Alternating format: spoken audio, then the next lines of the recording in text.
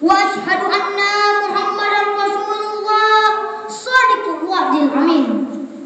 Allahumma salli ala sayyidina Muhammad wa ala alihi wa ashabihi ajmain. Amma ba'du, nyamanna. Masya Allah, Masya Allah. Pertama-tama dan yang paling utama, mari kita semua panjatkan puji syukur kehadirat Allah Subhanahu wa Ta'ala. Merupakan kewajiban bagi kita sebagai orang yang beriman, karena tak sedetik pun hidup ini tak terlepas dari nikmat Allah. Salawat beserta salam semoga tetap tercurahkan kepada baginda alam yang senantiasa akan menjadi rahmatul lil alamin dan cahaya bagi seluruh alam, yakni Nabi Muhammad sallallahu alaihi wasallam. Sungguh betapa besar anugerah dan nikmat yang telah diberikan kepada kita. Allah Subhanahu wa Ta'ala telah menciptakan alam semesta dan seisinya, termasuk di dalamnya dari ibu-ibu dan bapak-bapak, dari penjual sayur sampai tukang cukur. Allah Subhanahu wa Ta'ala telah menciptakan dari orang kampung sampai orang kota, dari orang pesisir sampai orang mana? Dari orang pesisir sampai orang hutan, dari orang yang botak sampai yang gondrong, dari yang pendek sampai yang rengkung, dari yang tinggi sampai yang pendek, dari yang gondrong sampai yang botak, dari yang bergigi sampai yang kokoh. Kalau tertawa bagaikan burung keteteran, dari yang pesek sampai yang mancung, seperti hidung saya ini.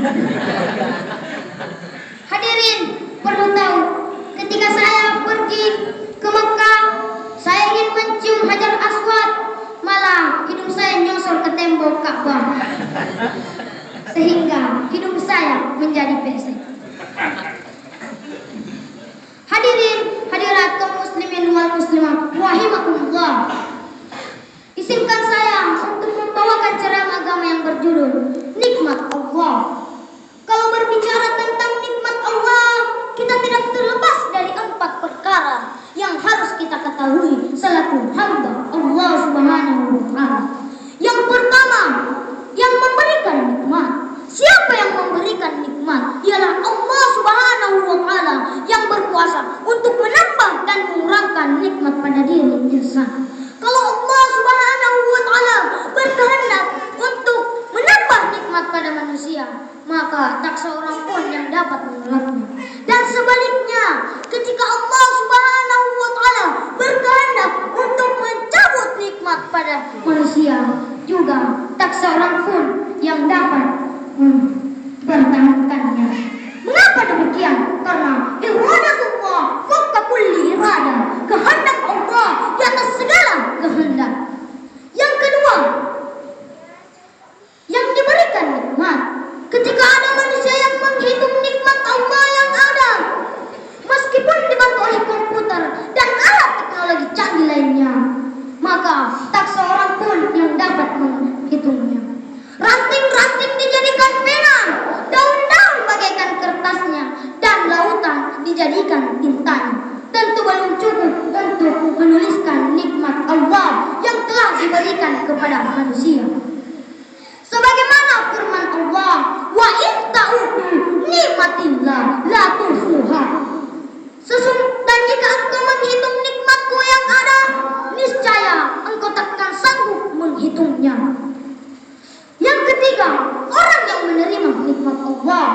Ketika menerima nikmat Allah, dia ingat akan nikmat yang diberikannya, sehingga lancarlah dari mulutnya kalimah-kalimah yang baik dan bernilai ibadah di sisi Allah Subhanahu wa Ta'ala. Nah, orang yang seperti ini akan ditambah nikmatnya oleh Allah Subhanahu wa Ta'ala. Sebagaimana firman Allah, la in sakartum la azidannakum wa la in kafartum inna azabi lasyadid. Dan jika engkau mensyukuri nikmatku, akan kutambah. Dan jika engkau kufur terhadap nikmatku, niscaya azabku amat pedih.